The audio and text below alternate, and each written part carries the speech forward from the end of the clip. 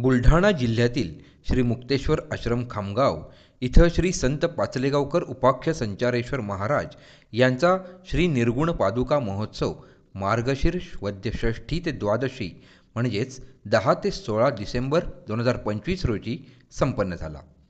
मंगळवार 16 डिसेंबर रोजी सद्गुरू माऊलीच्या श्री विग्रहाला सामूहिक रुद्राभिषेक करण्यात आला।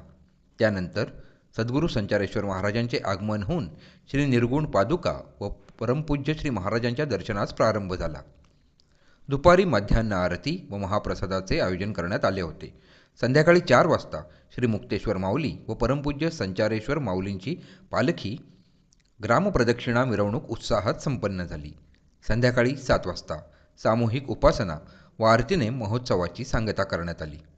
राष्ट्रसंत पाचलेगावकर महाराजांचे परमभक्त तसेच संचारेश्वर विशेष अंकाचे मुख्य संपादक व मानवता विकास परिषदेचे अध्यक्ष श्रीकांत सावंत यांची या सोहळ्याला उपस्थिती होती।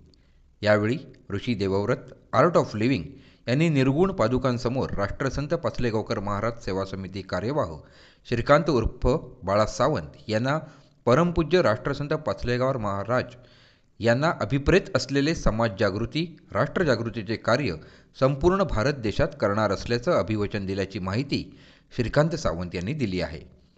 बुधवार 17 डिसेंबर रोजी गुरुमंत्र सोहळा आयोजित करण्यात आला होता। यावेळी श्री मुक्तेश्वर आश्रम खामगावचे अध्यक्ष माधव जोशी, सचिव व कोषाध्यक्ष गणेश आंबले, उपसचिव गोपालसिंग चौहान, विश्वस्त अरविंद तामण व मोठ्या संख्येने भक्त उपस्थित होते।